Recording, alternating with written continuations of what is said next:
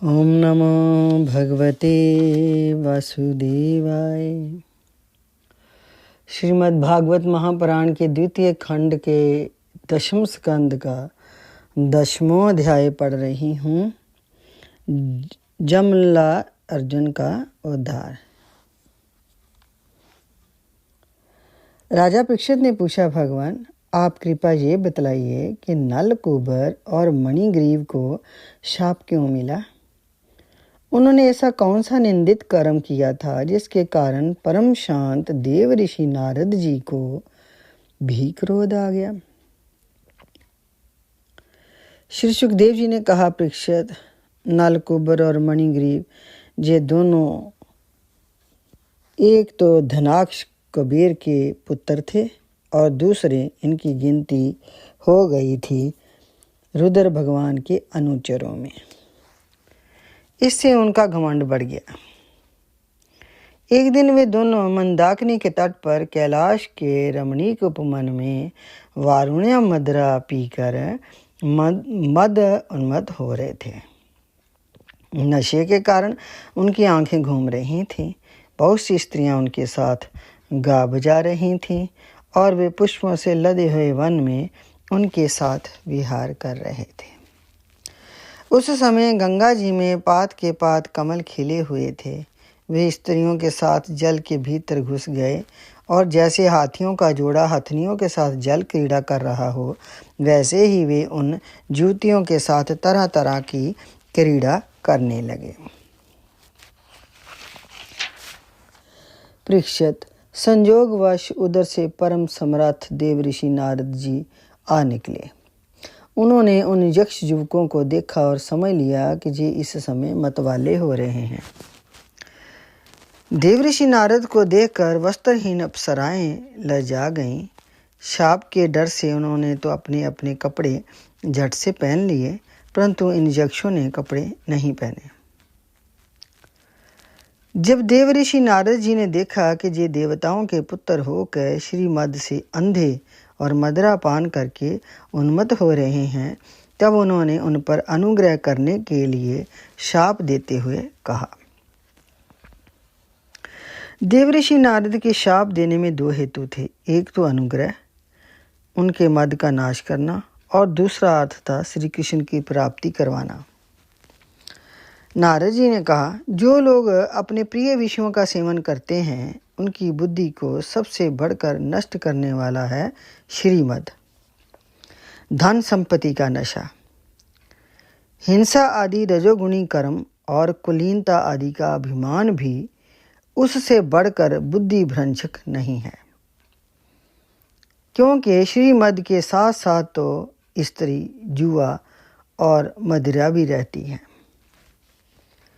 ऐश्वर्य मद और श्रीमद से अंधे होकर अपनी इंद्रियों के वश में रहने वाले क्रूर पुरुष अपने नाशवान शरीर को तो अजर अमर मान बैठते हैं और अपने ही जैसे शरीर वाले पशुओं की हत्या करते हैं। जिस शरीर को भूदेव, नरदेव, देव आदि नामों से पुकारते हैं, उसकी अंत में क्या गति होगी। उसमें कीड़े पड़ जाएंगे, पक्षी खाकर उसे विष्ठा बना देंगे, या वे जलकर राख का ढेर बन जाएगा। उसी शरीर के लिए प्राणियों से द्रोह करने में मनुष्य अपना कौन सा स्वार्थ समझता है। ऐसा करने से तो उसे नरक की ही प्राप्ति होगी।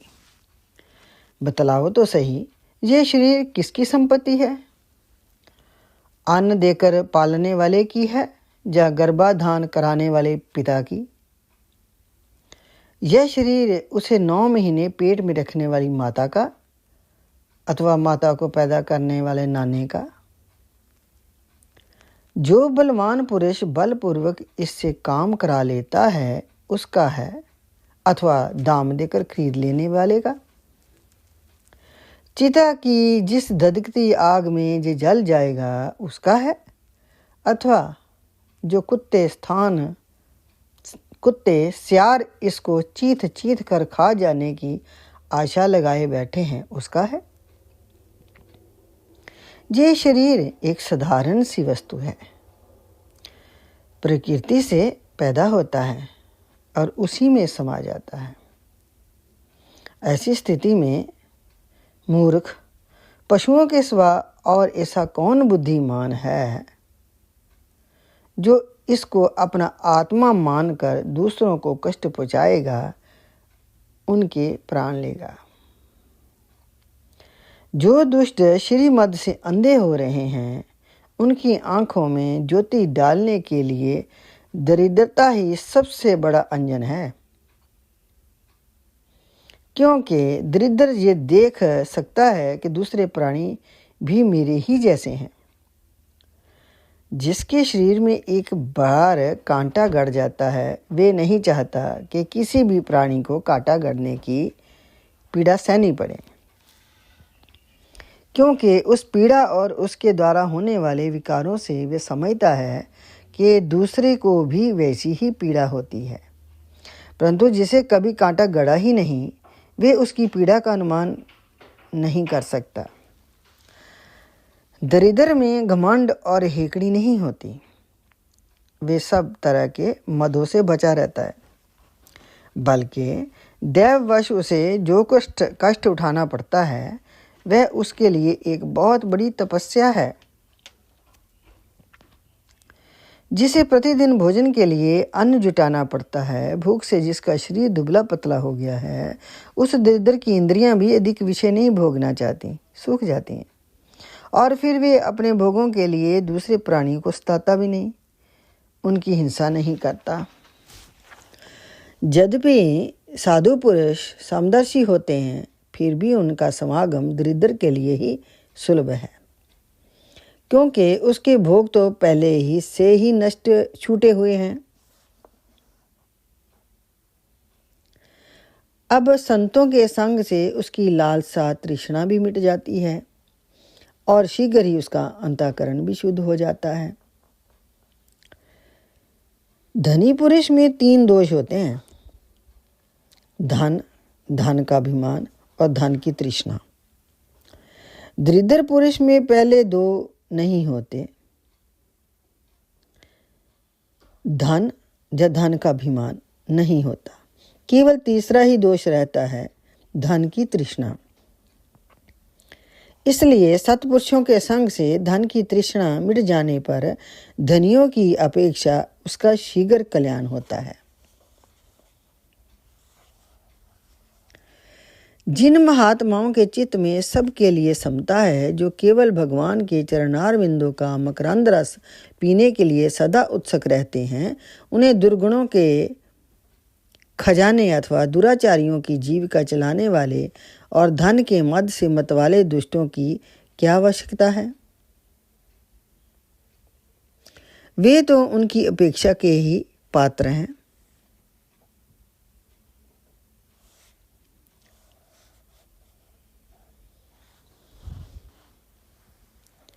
ये दोनों यक्ष वारुणी मदिरा का पान करके मतवाले और श्रीमद से अंधे हो रहे हैं।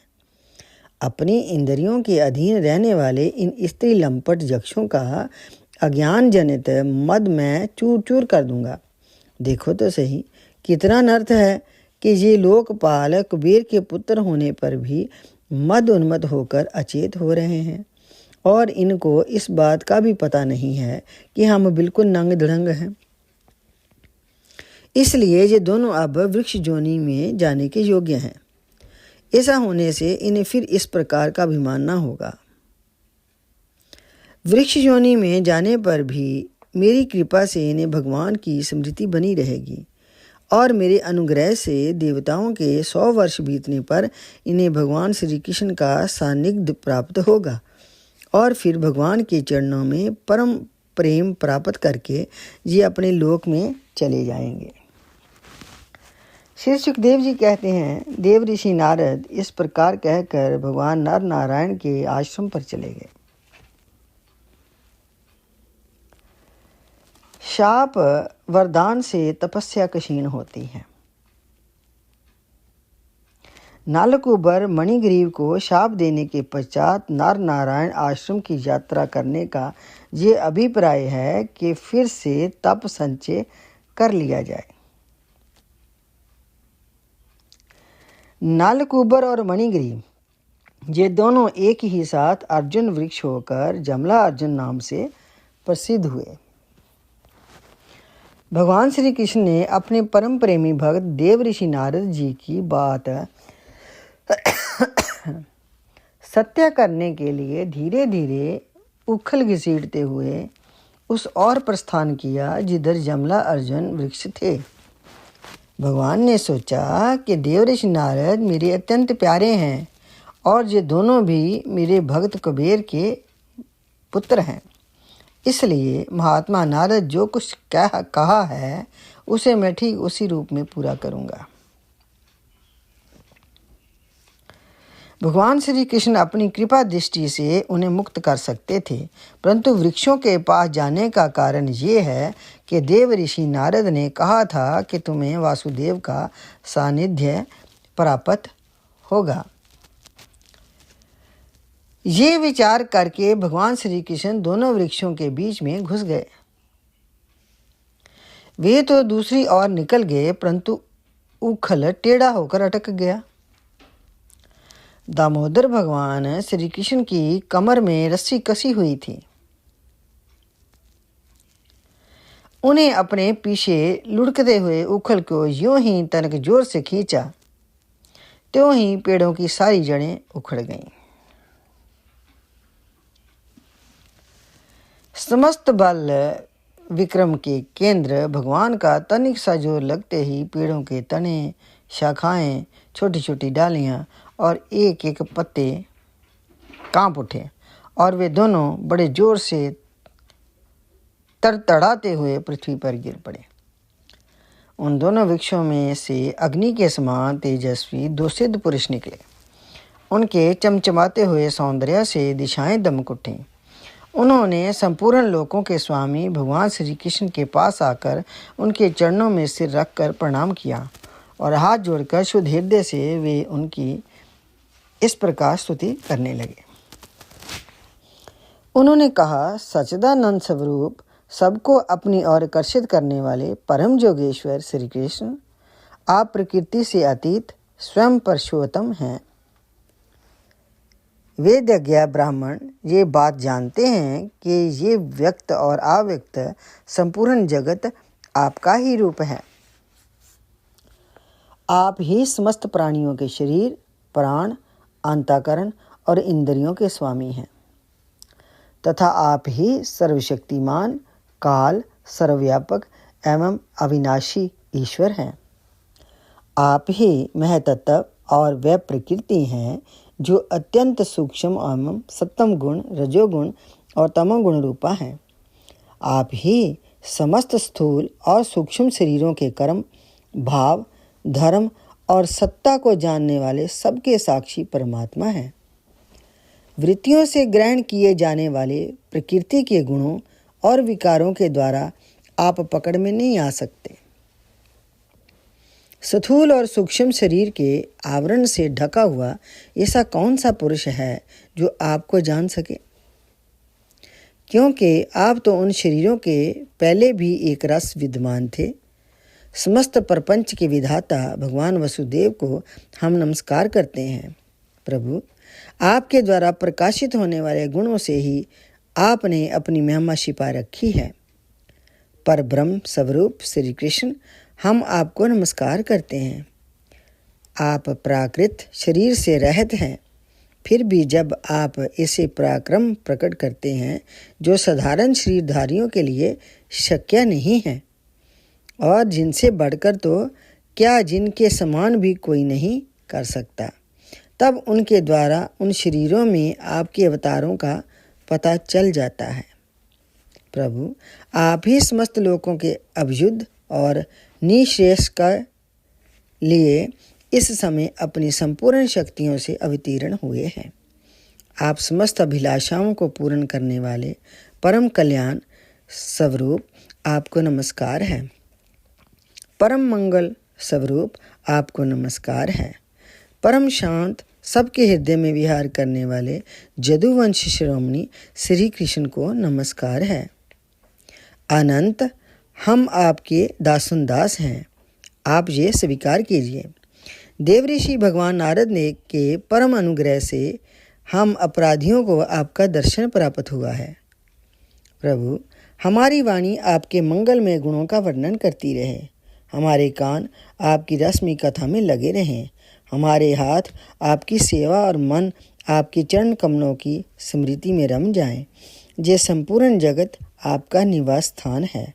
हमारा मस्तक सबके सामने झुका रहे।